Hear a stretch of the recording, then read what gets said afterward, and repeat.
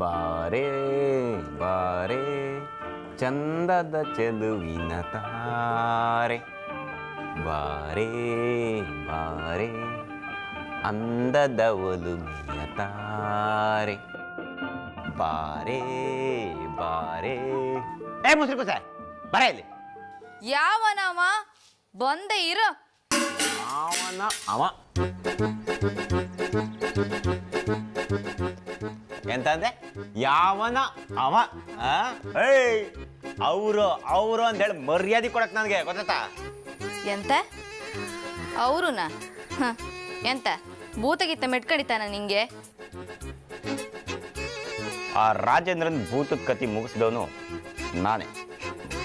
ಆದರೆ ನಾನು ಯಾರಿಗೂ ತೋರ್ಸ್ಕೊಳಕ್ ಹೋಗಿಲ್ಲ. ನಾನೊಂಥರ ಹಿಂದೆ ನಿಂತು ಆಟ ಆಡ್ಸುವ ಸೂತ್ರಧಾರ ನಾನೇ. ಆ ಹೀರೋ ಯಾರು ಇರ್ತಲ್ಲ ಹೋಗ್ಲಿ ಅಂತ ಬಿಟ್ಟಿದ್ದು ಪಾಪ. ಹೀರೋ ಯಾರು ಜೀರೋ ಯಾರು ಅಂದೇಳಿ ಇಡೀ ಊರಿಗೆ ಗೊತ್ತಿತ್ತು. ಈಗ ಎಂತ ಕರ್ದ್ ನನ್ನ ಸ್ಟ್ರಾಂಗ್ ಆಗಿ ಒಂದು ಲೋಟ ಕಾಫಿ ಮಾಡ್ಕೊಂಬ ಹೋಗು. ಆವಾಗ್ಲೂ ಒಂದ್ಸಲ ಕುಡ್ದಿಯಲ್ಲ, ಮತ್ತೆಂತದ ಕಾಪಿ ನಿಂಗೆ? ಎದ್ರು ಮಾತಾಡಕ್ಕಾಗ 32 ಇರೋದು 12 ಹತ್ತ ಕಾಣ.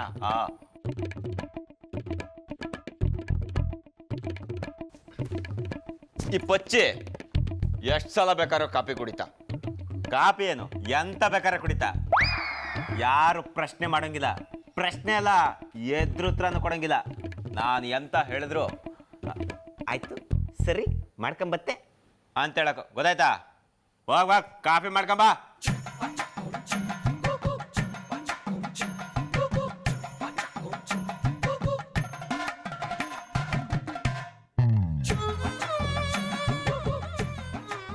ಕಾಫಿ ಬೇಕಾ ನನಗೆ? ನಂಗೆ ಹೇಳ್ತಾ ನಾನೇನು ಹೋಟ್ಲು ಸುಬ್ರಾಯ ನೆನ್ಸ್ಕೊಂಡಿದ್ದವ ಮಾಡಿಸಿ ತಡಿ ನಿನಗೆ.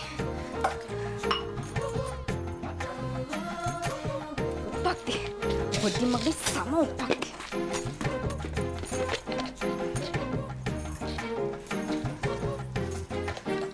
ಹೋಯ್ ಸವಿತಾ, ಪಾತ್ರೆ ಎಲ್ಲ ನಿನ್ ಗಂಡನ ಮನೆದಲ್ಲ ಮಾರೈತಿ. ನಾವು ಕಷ್ಟಪಟ್ಟು ಸಂಪಾದನೆ ಮಾಡಿದ್ದು. ಪಾತ್ರೆ ಎತ್ತಿ ಕುಕ್ಕಿದ್ರೆ ಅದೇ ಪಾತ್ರೆ ನಿನ್ ಮಂಡೆ ಹೊಡಿತೆ. ಹಾ ಒಡಿನಿ ತಂದ್ ಕೊಟ್ಟಿರಲ್ಲ ಯಾವನೊಬ್ಬನ, ಅವನೇ ಸಾಕು ಒಡ್ದು ಬಿಸಾಕೋಕೆ.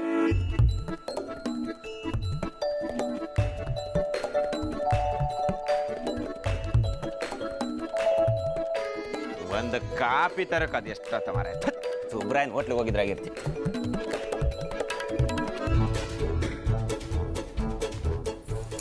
Hi coffee ತಗನಿ. ಓಹ್ ಶಬ್ಬಾಸ್ ರಾಣಿ, ಈ ಪಚ್ಚಿ ನಿನ್ನ ಬೆಚ್ಚಿ ಹಾನು. ಏನು ವರ ಬೇಕು ಕೇಳಿಕೊ. ಮಹಾರಾಜ, ನಾನು ಕೊಟ್ಟ ಕಾಫಿಯನ್ನು ನೀವು ಪೂರ್ತಿ ಕುಡಿದರೆ ನನಗೆ ಅದೇ ವರ.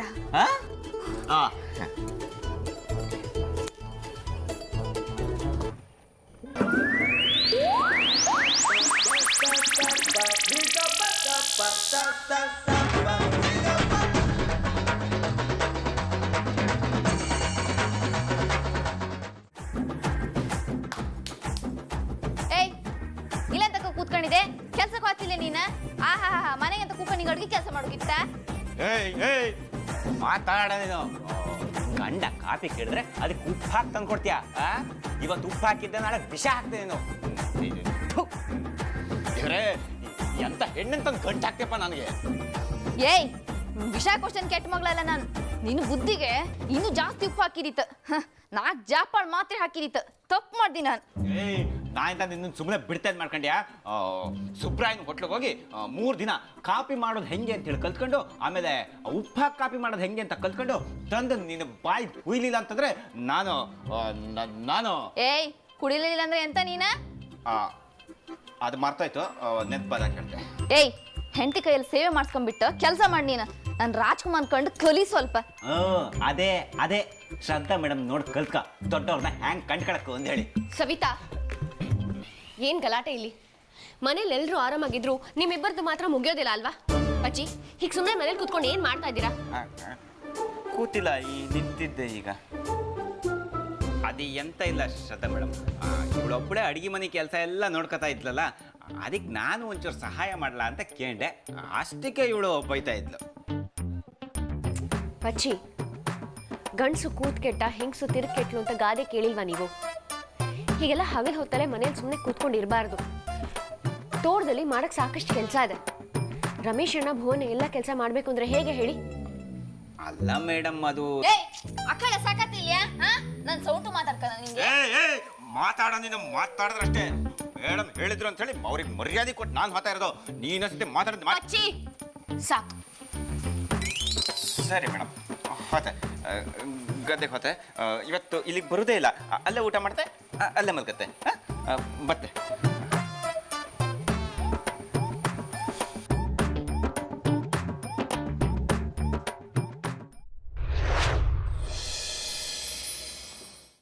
ನೋಡಿ, ಇಷ್ಟು ದಿನ ಆಗಿರೋದನ್ನೆಲ್ಲ ನೋಡ್ತಾ ಇದ್ರೆ ಆ ಪಟೇಲನ್ ಮನೆಯವರು ನಾವು ಅಂದ್ಕೊಂಡು ಮಟ್ಟಕ್ಕಿಲ್ಲ, ಇನ್ನೂ ಅಪಾಯಕಾರಿ ಇದ್ದಾರೆ.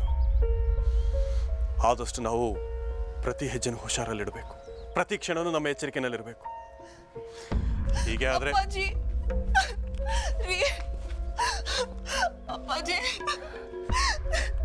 ಏನಾಯ್ತಮ್ಮ ಊರ್ಮಿಳಾ, ಯಾಕೆ ಹೇಳ್ತಾ ಇದೀಯಾ? ಏ ಭುವನ್, ಕೇಳೋ ಏನಾಯ್ತು ಅಂತೇಳಿ. ಏನಾಯ್ತು? ಯಾಕೆ ಅಳ್ತಾ ಇದೀಯಾ? ಹೇಳ್ಬಿಟ್ಟಳು, ಇದಾದ್ಮೇಲೆ ಹೇಳು. ಏ ಭುವನ್, ಹೆಂಡ್ತೀನಿ ಹೀಗೇನೋ ಮಾತಾಡ್ಸೋದು? ಅದು ಅವಳು ದುಃಖದಲ್ಲಿರುವಾಗ ಸಮಾಧಾನ ಮಾಡೋದನ್ನ ಬಿಟ್ಟು ತಡೆಗಳೇ ಅವಳು ಸಾಕು. ನಿನ್ನ ಸಿಟ್ಟು ಭಿನ್ನಾಭಿಪ್ರಾಯ ಎಲ್ಲ ಇನ್ನೊಬ್ರು ಕಣ್ಣೀರು ಹಾಕೋ ಹೊತ್ನಲ್ಲ. ಮೊದಲು ಕೇಳು ಏನಾಯ್ತು ಅಂತೇಳಿ, ಯಾಕೆ ಅಳ್ತಿರೋದು ಅಂತೇಳಿ. ಬಿಡಿ ಅಪ್ಪಾಜಿ, ಈ ಕಣ್ಣೀರು, ಇವು ಸಿಟ್ಟು, ಇದೆಲ್ಲ ನನ್ಗೆ ಅಭ್ಯಾಸ ಆಗ್ಬಿಟ್ಟಿದೆ.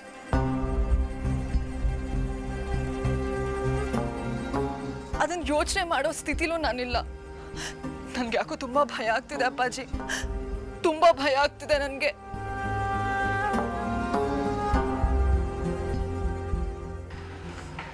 ನಿಮ್ಗೆಲ್ಲ ಒಂದು ಒಳ್ಳೆ ಸುದ್ದಿ ಕೊಡ್ಬೇಕು ಅಂತ ಅನ್ಕೊಂಡಿದ್ದೆ. ಆದರೆ ಏನಾಯ್ತಮ್ಮ? ಆದ್ರೆ ನನ್ನ ಪಾಲ್ಗೆ ಏನೋ ಕೆಟ್ಟ ಸುದ್ದಿ ಬಂದಿದೆ ಅಪ್ಪಾಜಿ.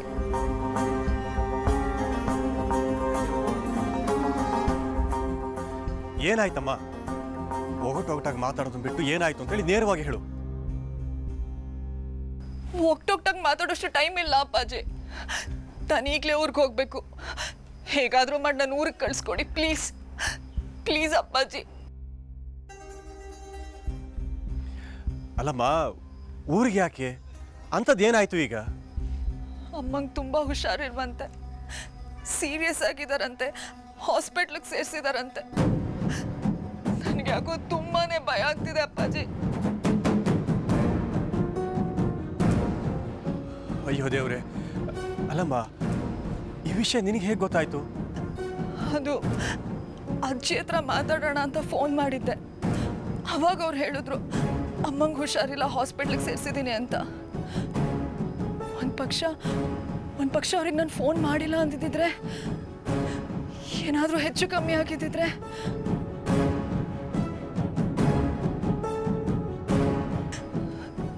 ಭುವನ್ ಅಮ್ಮಂಗೆ ಏನೂ ಆಗಲ್ಲ ತಾನೆ? ನನಗೆ ಯಾಕೋ ತುಂಬ ಭಯ ಆಗ್ತಿದೆ.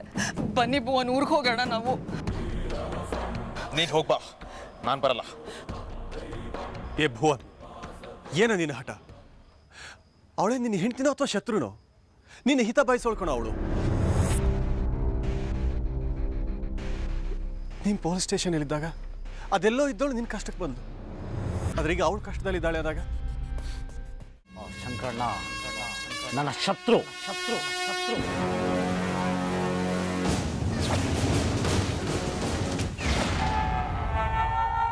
ನಾನಿಲ್ಲಿ ಬಂದಿರೋದೆ ಅವನ ಮೇಲೆ ಸೇಡ್ ತೀರಿಸ್ಕೊಳ್ಳೋಕೆ.